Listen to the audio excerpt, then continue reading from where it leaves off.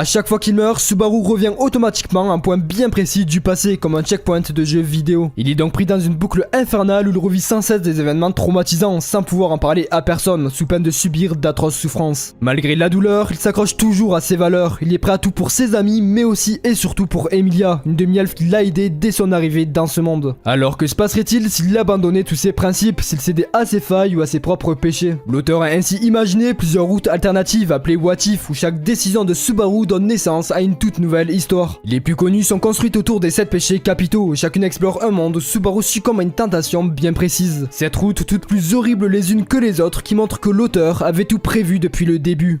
Et si par pur orgueil, Subaru avait refusé toute aide dès le début, ce choix le condamnerait à mourir des milliers de fois juste pour combattre Reinhardt. Dans ce scénario, il ne serait donc jamais intervenu, ni contre les bandits, ni contre Elsa Graniert. À force de les affronter seul, Subaru connaît les 3 voleurs par cœur et finit par les tuer de sang-froid. Mais face à Elsa, il échoue encore et encore, mourant plus de 81 fois en tentant désespérément de sauver Emilia de ses griffes. Sauf que tout bascule quand Reinhardt intervient malgré tout et élimine la tueuse d'un seul coup. Pour Subaru, c'est une humiliation totale. Après tant d'efforts, tant de douleurs et de persévérance, il réalise qu'il n'a servi à rien. Rongé par la jalousie, il s'allie à Elsa contre toute attente encore en vie et il décide de battre en retraite uniquement pour s'opposer à Reinhardt. Pendant son périple et même sans lien profond avec Emilia, Subaru développe peu à peu une obsession maladive envers elle. Convaincu que personne d'autre ne pourra la protéger, il rejoint même le culte de la sorcière et devient l'archevêque de l'orgueil. Quand il apprend le sort tragique qui atteint la demi-elfe, il utilise alors des centaines de retours par la mort dans le seul but d'orchestrer la mort de Betelgeuse puis de Régulus. Devenu froid et impitoyable, Subaru n'hésite pas à manipuler et éliminer quiconque se dresse sur son chemin. Mais ses actions finissent par attirer l'attention de Reinhardt et c'est là que Subaru découvre une vérité terrifiante. Il est littéralement invincible. Subaru ne se contente plus de quelques dizaines ou centaines de morts, non, il revient plus de 100 000 fois d'entre les morts, toujours à la recherche d'un moyen pour le vaincre. Comprenant que c'est impossible, il change de stratégie et décide de détruire son image en tant que héros. Subaru s'attaque donc méthodiquement à tout ce que Reinhardt protège, plongeant l'entièreté du royaume dans les flammes. Pour la première fois, Reinhardt a ressenti une véritable haine envers quelqu'un. Mais Subaru n'agit plus par simple antagonisme, son objectif est en réalité bien plus sombre. Il veut mourir des mains d'Emilia elle-même pour qu'elle devienne une héroïne admirée de tous et accède au trône sans subir de discrimination. Quand ce moment arrive enfin, Subaru accepte la mort avec sourire, persuadé d'avoir accompli sa mission. Et cette fois, il ne revient plus d'entre les morts. À la place, il se retrouve aux côtés de la sorcière de l'envie, libérée de sa malédiction mais condamnée à rester pour l'éternité prisonnier d'un monde de ténèbres.